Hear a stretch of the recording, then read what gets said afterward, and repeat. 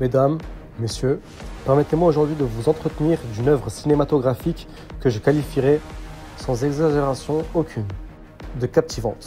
Il s'agit de Ballerina, le dernier né de l'univers impitoyable et chorégraphié à la perfection de la saga John Wick. Dès les premières minutes, le ton est donné.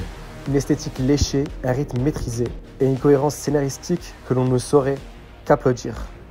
L'histoire, solide et intelligemment construite, nous emporte avec naturel dans les pas de cette ballerine devenue arme, dans une quête de vengeance aux allures élégamment brutales.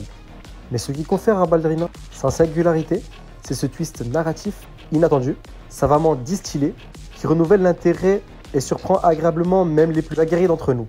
Le scénario nous tient jusqu'au bout, et c'est avec une rare satisfaction que nous savourons le début autant que la fin. Quel plaisir, que dis-je? Quel honneur de retrouver Keanu Reeves dans la peau de ce John Wick que nous admirons tant. Il incarne avec cette justesse stoïque qui le caractérise l'ombre de la légende. Sa prestation est, sans détour, parfaite. Chaque apparition est un rappel puissant. John Wick est unique. À cela s'ajoute la présence de Norman Reedus, dont la simple silhouette suffit à évoquer le charisme brut et la tension permanente. Il est, à n'en point douter, un choix des plus judicieux. Son personnage est aussi badass qu'attachant, et l'on ne peut que souhaiter le voir davantage dans des futures itérations. Et quelle émotion de revoir Lance Reddick dans le rôle de Sharon. Une apparition précieuse, empreinte de nostalgie. Pour mémoire, cet acteur d'exception nous a quittés le 17 mars 2023, peu avant la sortie de John Wick 4. Je ne m'attendais nullement à sa présence ici. Ce fut un véritable choc, mais un hommage silencieux d'une élégance remarquable. Je m'interroge d'ailleurs sur le moment précis du tournage, une présence posthume qui touche profondément. Visuellement, Ballerina perpétue l'héritage esthétique de John Wick. Ce style néon, noir, ses chorégraphies millimétrées, ses ambiances nocturnes en discothèque où l'action devient ballet. Tout y est. Et pourtant, l'œuvre ne se contente pas d'un simple mimétisme.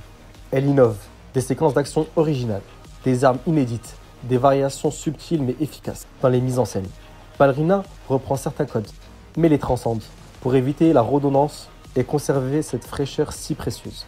Ce film est, à bien des égards, une déclinaison féminine de John Wick. Une manière d'ouvrir la voie à un public féminin, sans trahir l'essence de l'univers. Une main tendue aux spectatrices, amatrices ou non, d'action pure. Leur offrant un personnage auquel s'identifier sans altérer l'ADN de la franchise. Mais que l'on ne s'y méprenne point. John Wick demeure le pilier de cet univers. Et Ballerina en est pleinement consciente. Elle rend hommage sans jamais chercher à égaler. Elle complète, elle enrichit. En somme, Ballerina est une réussite. Une œuvre cohérente, respectueuse mais audacieuse. J'en suis sorti comblé autant par la musique digne héritier des compositions émouvantes de John Wick que par les performances magistrales du casting.